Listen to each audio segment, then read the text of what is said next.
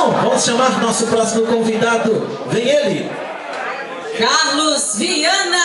Programa Feijão de Corda, seja bem-vindo, meu querido. O palco é todo seu. Obrigado, meu irmão, pelo carinho. Beijo, minha flor.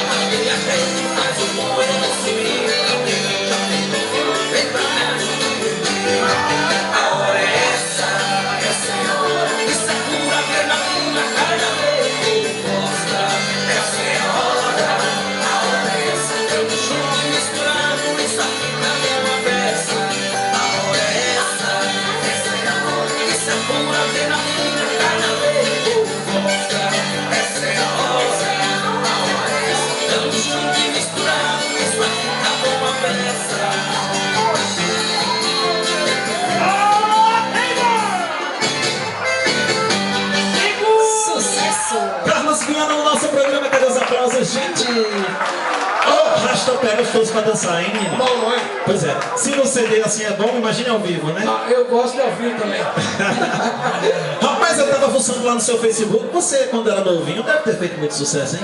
Com as meninas, Eu fui feliz.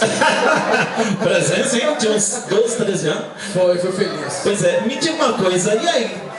Quantos filhos você tem, artisticamente, né? Quantos CDs gravados? Artisticamente eu tô com 4, tô quase igualando com os filhos naturais realmente. Eu tô lutando pra isso. São 5 filhos na vida e 4 CDs assim. 4 CDs. E são autorais, graças a Deus. São 4 CDs que estou lançando. Esse aqui é o É de Arrepiar, que foi agora. Eu terminei na realidade agora no mês de junho. Então, de primeira mão, essa moda que chama A Hora É Essa.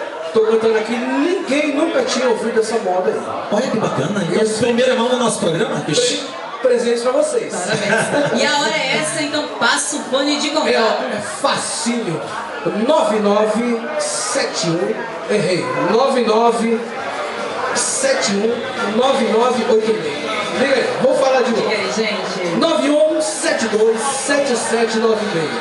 91727796. Tem um 9 na frente. Então nós não acostumamos com esse treino de 999. Então é 91727796. Facinho. Muito obrigado por ter vindo. Imagina, o programa está de portas abertas. Volte quando quiser. Sempre. Obrigado. Mais aplausos para Carlos Viana. Valeu, galera. Muito obrigado, querido. E volte sempre, viu? Obrigado. E você é cantor? Cantora?